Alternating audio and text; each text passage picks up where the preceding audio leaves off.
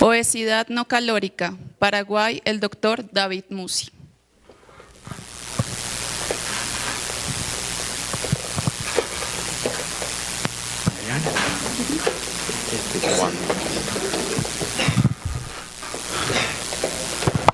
Buenos días, ¿qué tal? ¿Cómo están?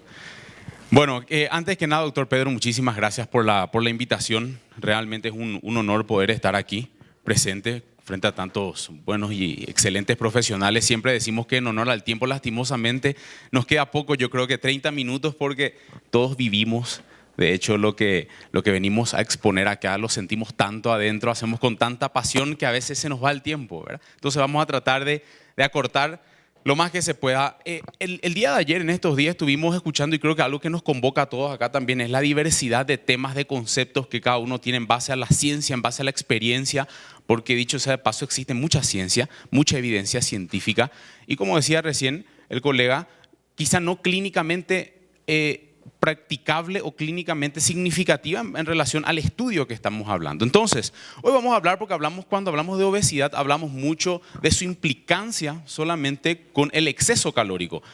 Sin embargo, y de manera muy irónica, hay personas que comen mucho calóricamente hablando y son delgadas, y otras que por ahí, sin un exceso excesivo de calorías, un exceso importante, por ahí están con mucho sobrepeso. Entonces, ¿a qué estamos llamando la obesidad y cuáles son las causas reales de la obesidad? Es importante remarcar entonces que la obesidad no es solamente, no tiene como causa única, sería realmente el exceso calórico.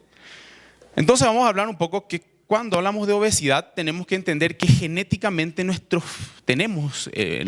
genes son ahorradores, tenemos un genotipo ahorrador. Nacimos para recolectar, nacimos para los excedentes guardarlos en forma de energía de reserva, llamado grasa, para poder utilizar en periodos de hambruna, en periodos de escasez de alimentos, como sucedió durante años, ¿verdad?, dentro de nuestra historia como seres humanos. Entonces, una alimentación cualitativamente en cuanto a cantidad, diferente a la de los alimentos originales de la especie humana, ha alterado las pautas de funcionamiento de un programa genético que estaba diseñado para carecer o realmente para proteger nuestras carencias. O sea que hoy en día nuestra alimentación, que cualitativamente ha cambiado y no necesariamente cuantitativamente, no hablando de calorías, sino de dónde vienen las calorías, como recién decía el doctor, entonces es importante remarcar que esta calidad de dónde vienen las calorías cambió nuestro esquema genético acopiador, recolector, y finalmente lo que para nosotros fue una ventaja selectiva de la evolución del ser humano empezó a ser una desventaja selectiva. Hoy en vez esta ventaja de recolectar y transformar las calorías o los combustibles en grasa comienza a ser una desventaja, y ese exceso es llamado obesidad. Entonces hablamos realmente de que la obesidad es un desequilibrio energético como agente causal importante: comer mucho, quemar poco, mucha ingesta, poco gasto. Evidentemente ese desequilibrio energético es sinónimo de acumulación de grasa. Hay un factor hormonal como agente causal que no podemos evitar mencionar. El factor hormonal vamos a ver en el hipotiroidismo, la T4 disminuida, la TSH aumentada. Vamos a ver en el síndrome de ovarios poliquísticos. Indudablemente a través de la resistencia a la insulina también hay una inducción al aumento de las reservas energéticas en forma de grasa. La resistencia a la insulina por sí sola en pacientes con intolerancia a la glucosa en ayunas, quienes tienen una resistencia a la insulina, evidentemente también van a aumentar las reservas energéticas de grasa, estarían aumentando. Ahora bien, ¿será que solamente hoy, como conocemos, el desequilibrio energético, estos factores hormonales son las únicas causas que nos inducirían a la obesidad? Y hoy voy a presentarles 4 estudios que realmente relacionan a la acumulación de grasa dentro del cuerpo, donde no necesariamente el exceso de calorías tienen un factor o una implicancia directa. Y vamos a hablar entre ellos de 4 estudios importantes. La relación entre la ingesta de omega 3 y omega 6, realmente hoy en día nuestra alimentación ampliamente occidentalizada, mucho aceite de girasol, muchas frituras, mucho procesamiento es alto en omega 6. Y esa relación omega 6, omega 3, como realmente crea también dentro de nuestra alimentación una acumulación de grasas. Nuestros depósitos de grasa aumentan, ¿verdad? La frecuencia horaria, vamos a ver mediante estudios en ratas, ¿Cómo no es lo mismo comer 5 comidas al día que solamente 2 comidas al día en 2 grupos de estudios en ratas que son traspolados a los seres humanos como mediante 2.000 calorías en un grupo y 2.000 calorías en un grupo, pero distribuidos en diferentes segmentos horarios, como de manera directa influye en la acumulación de grasa quien no consume alimentos a horario? Endulzantes artificiales. Y este es un tema bastante filoso, polémico, siempre digo, porque hoy en día la industria alimentaria de los edulcorantes ha crecido muchísimo y nos incluyó dentro de ellos a la stevia también, pero la stevia es considerado un endulzante artificial, también no calórico, pero nutritivo, a diferencia de los endulzantes no nutritivos, ¿verdad? Que la Organización Mundial de la Salud prácticamente los ve como inocuos debido a que no contienen calorías, ¿verdad? ¿Será que todo lo que no contiene calorías es inocuo? Uso de carbometilcelulosa y el polisorbato 80, 2 emulsionantes que actúan directamente sobre nuestra flora intestinal. Nuestra flora intestinal es sabida la función que cumple, que nosotros estamos en una simbiosis directa con nuestra flora intestinal. Tenemos más bacterias intestinales que células epiteliales en el cuerpo. Entonces, todos estos estudios no tienen relación directa con el consumo y la ingesta calórica, pero de manera directa sí con el aumento de los depósitos de grasa dentro del cuerpo. Es importante aclarar siempre y entender lo que consiste hoy y de lo que tanto hablamos del sistema endocannabinoide. Es un sistema que tenemos todos dentro del cuerpo, donde a nivel del hipotálamo lateral, a nivel del núcleo paravertebral también, a nivel hipotalámico, tenemos receptores celulares, receptores de sustancias llamadas receptores cannabinoides, que mediante unos ligandos dentro de la célula, llamados sustancias o ligandos endocannabinoides, desencadenan toda una respuesta dentro del cuerpo, dentro de la célula, y dentro de la célula finalmente a nivel periférico va estimulando liberación de ciertas hormonas. ¿Qué es un sistema endocannabinoide? Es un sistema que cuando es activado a nivel central produce, por ejemplo, a nivel hipotalámico, una mayor ingesta de alimentos. A nivel del núcleo accumbens, también una mayor ingesta de alimentos. A nivel del ganglio nodoso, disminución de la saciedad. O sea, toda sustancia que hiperactive mi sistema endocannabinoide de manera directa estará estimulando estos sistemas centrales y estos sistemas periféricos. Vamos a ver que a nivel del páncreas hay un aumento de la secreción de insulina, una disminución de la captación dentro del músculo. Por ende, hay una tendencia a la resistencia a la insulina. A nivel hepático, un aumento de la lipogénesis, hay aumento de ácidos grasos libres. A nivel muscular, disminuye la captación de glucosa. A nivel del tejido adiposo, una disminución de la adiponectina, por ende un aumento de la adipogénesis. O sea, hay una mayor producción de ácidos grasos libres, una mayor producción de insulina y una menor captación muscular de glucosa, induciendo así a una tendencia directa a la resistencia a esta insulina. Entonces, sustancias como por ejemplo la nicotina, el alcohol, ¿no? La nicotina, la harina, vamos a ver sustancias que actúen, la cocaína, la heroína, la marihuana, que actúen a nivel del sistema endocannabinoide, va a generar de manera directa esta hiperestimulación. Este también es considerado como el centro del placer dentro del cuerpo.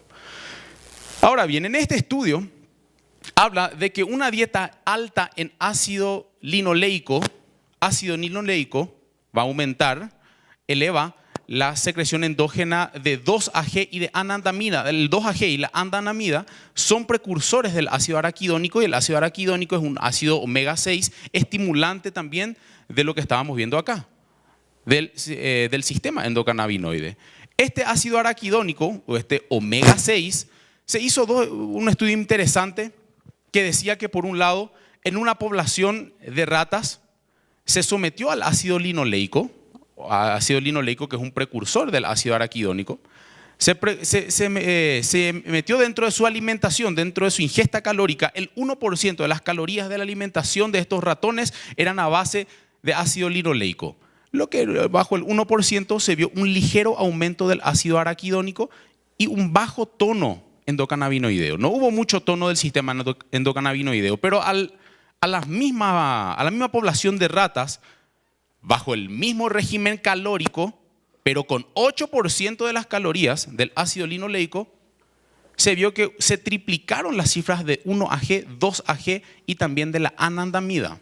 O sea, de los precursores del ácido araquidónico, se vio que justamente sus ligandos aumentaron, se triplicaron, ambos bajo el mismo concepto de las calorías, pero con 1% de las calorías del ácido eran de ácido linoleico, 8% de este grupo del ácido linoleico, y que se vio que hubo un aumento de la ingesta de alimentos y también de la adiposidad en ratones. Mismas calorías, diferentes componentes calóricos. Ahora bien, al tercer grupo de ratas se les da 8% de ácido linoleico, también igual que al segundo grupo, pero a este tercer grupo se le sometió a 1% de EPA y DHA, o sea, omega 3. Cuando se le somete a ese grupo a 1% de omega 3, se ve que hay una reducción del ácido araquidónico.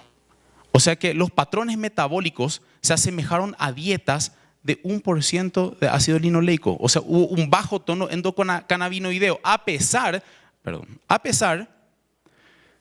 de un 8% de ácido linoleico. O sea, lo que realmente estamos demostrando acá, de que el omega 3 tiene la capacidad de disminuir el tono del sistema endocannabinoide propio que es producido por el ácido linoleico. Hoy en día nuestra alimentación, la alimentación occidentalizada, la que es aceite de girasol, aceite de maíz, mucha fritura, tiene una alta concentración de omega 6. El omega 6 está muy por encima. La relación 4:1 que deberíamos de tener, omega 6, omega 3, no existe. En la alimentación occidentalizada, procesada, industrializada, se utiliza mucha grasa, y esa grasa es el aceite de maíz, el aceite de girasol. Entonces, estamos estimulando mucho nuestro sistema endocannabinoideo, aumenta la sensación del placer de la comida, aumenta la ingesta de alimentos, aumenta la adiposidad en estos ratones también. Entonces, es lo que se demostró. Por otro lado, la alimentación que está restringida a horario previene enfermedades metabólicas en ratones que fueron sometidos a dietas altas en grasas. ¿Qué significa esto? Los alimentados con los animales, alimentados con una dieta alta en grasas a libre demanda, ad libitum, a libre demanda, comen durante el día y la noche interrumpiendo el ciclo normal de alimentación. Para evaluar si la obesidad y las enfermedades metabólicas son el resultado de una dieta alta en grasas o de la interrupción de los ciclos metabólicos, entonces se sometieron a dos grupos de ratones a una alimentación a 8 horas diarias. A un grupo a 4 horas, que iba de 8 a 12 del mediodía, a otro grupo de ratones de 8 a 12 de la noche. Y se le dijo: ratas, coman lo que quieran, pero tienen 8 horas al día. Ustedes van a ir de 8 a 12 y de la mañana 8 a 12 de la noche. Pueden comer todo lo que quieran.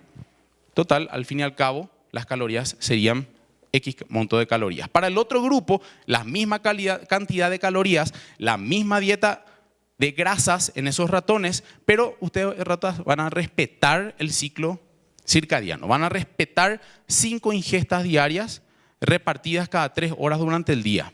Los ratones con una restricción del tiempo consumen calorías equivalentes a dietas altas en grasas como aquellos con acceso a libre demanda, pero están protegidos contra la obesidad, la resistencia a la insulina, hiperinsulinemia, la esteatosis hepática, la inflamación, y tiene una mejor coordinación motora. ¿A qué se debe todo esto? A que se activan dos vías metabólicas muy importantes, que es la vía mTOR, que es una vía metabólica que permite que dentro de la célula, gracias a la leucina, se pueda activar la síntesis proteica.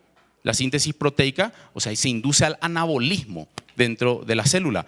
La insulina es la que permite también el ingreso de aminoácidos. La insulina no es una hormona netamente ligada al metabolismo de los hidratos de carbono, también de las proteínas, porque permite que ciertos aminoácidos como la leucina, que es un aminoácido esencial, ingresen en el interior de la célula a través de la leucina, se produce síntesis proteica, o sea, es una sustancia anabólica. Comiendo a horario, en pocas palabras, lo que hacemos es estimular la vía metabólica mTOR, que es una vía metabólica productora de proteínas a través de la leucina. En otro estudio, vamos a ver también los edulcorantes artificiales, cómo actúan de manera directa alterando la microbiota intestinal. Nosotros tenemos una relación directa con nuestra microbiota. En nuestra microbiota tenemos una cantidad incontable de bacterias que lo que producen es, por ejemplo, una extracción del 10% de las calorías de nuestros alimentos. Teniendo en cuenta que nuestro pasado genético es ahorrador, tenemos un fenotipo ahorrador, entonces lo que ocurría es que a nivel intestinal también el cuerpo buscaba captar las calorías de los alimentos.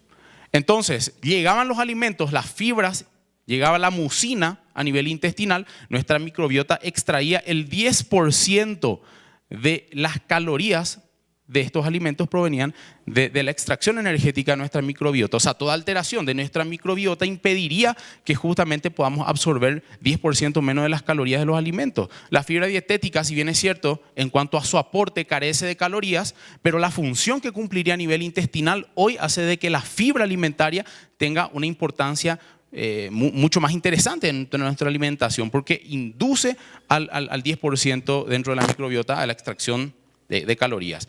Así también la producción de vitamina B12, vitamina K y otras muchas funciones. Entonces, los edulcorantes artificiales que producen los no calóricos se encuentran entre los aditivos alimentarios más utilizados en todo el mundo, no solamente en los endulzantes o edulcorantes que utilizamos en el café o en los jugos, sino que dentro de las barras de cereales, dentro de lo llamado light hoy en día, que es reducido en calorías pero altos en edulcorantes no calóricos. Todo ello contiene demasiados edulcorantes y estos edulcorantes lo que usan es, o sea, se considera que es beneficioso y seguro por no tener calorías, ¿verdad? Aquí demostramos que el consumo de formulaciones con edulcorantes acalóricos impulsa el desarrollo de intolerancia a la glucosa a través de la inducción de alteraciones en la microbiota intestinal.